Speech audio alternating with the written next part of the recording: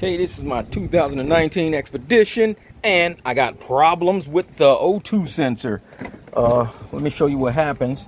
I already got my code scanner in there, because what I've been doing is I've been scanning it each time the check engine light comes on, and it has the exact same issue.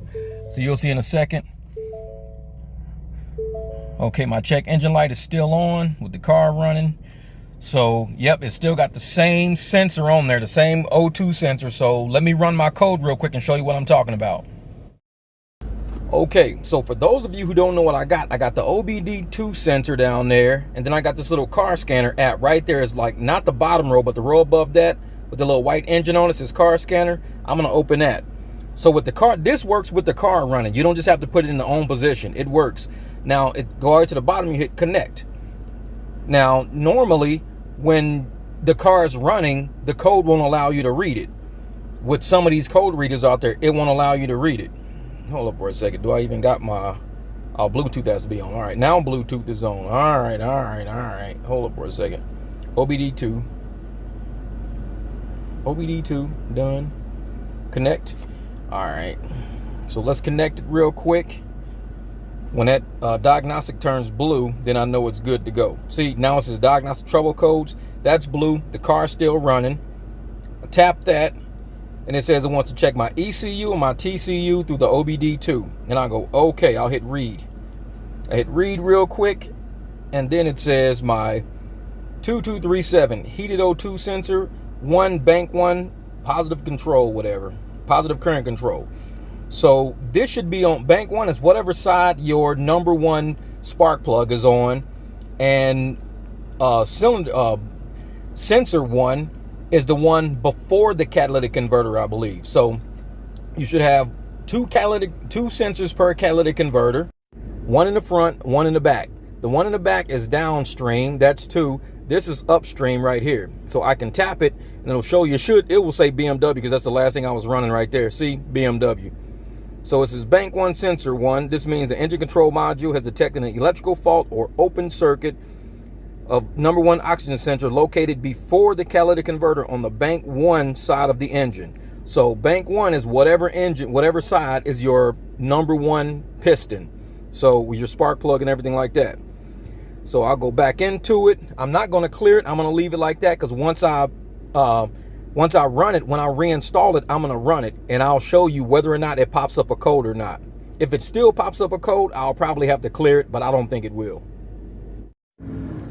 Okay, so I'm under my truck right now on my driver's side. There's the big old turbo sitting right there. This thing is twin turbo, and there's the O2 sensor right there. It's right behind your turbo. So it's sitting right there. Here's my catalytic converter right here, and my other O2 sensor, I don't know where it is, but it's actually on the catalytic. This is actually on the catalytic converter. So that's your number 2 sensor. I don't care about number 2. I care about bank 1, which is that one right there. That one right there, right behind the turbo. So I'm going to take that one off real quick, replace it, and hopefully that erases my code.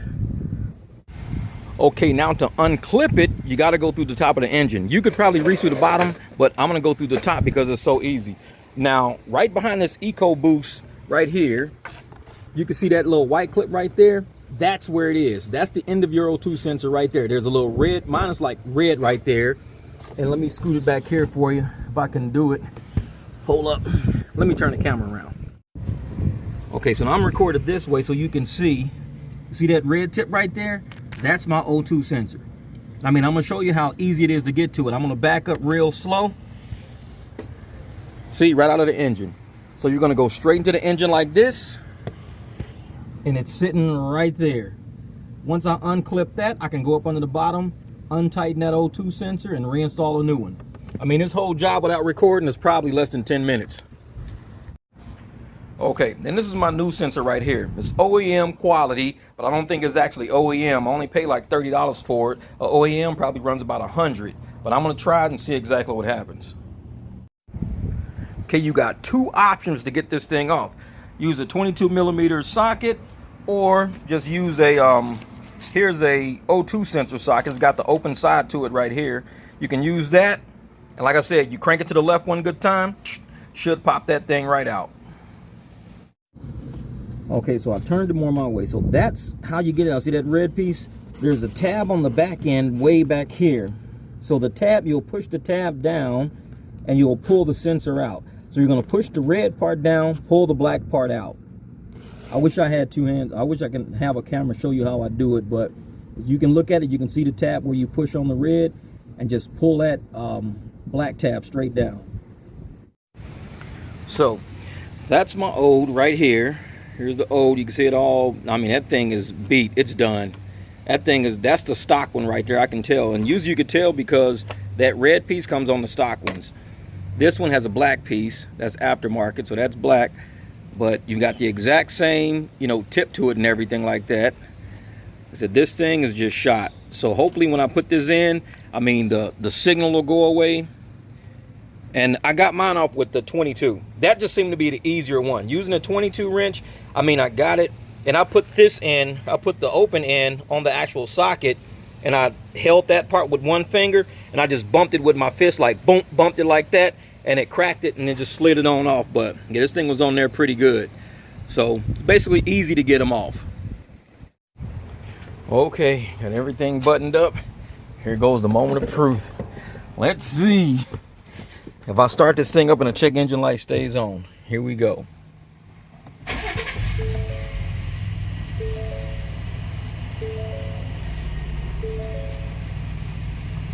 Yep, it's still on. I wonder if I gotta clear it first.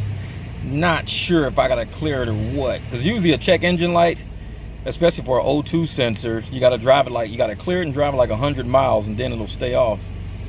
But well, let me turn it off and back on. Let's see something. Now let's try it again.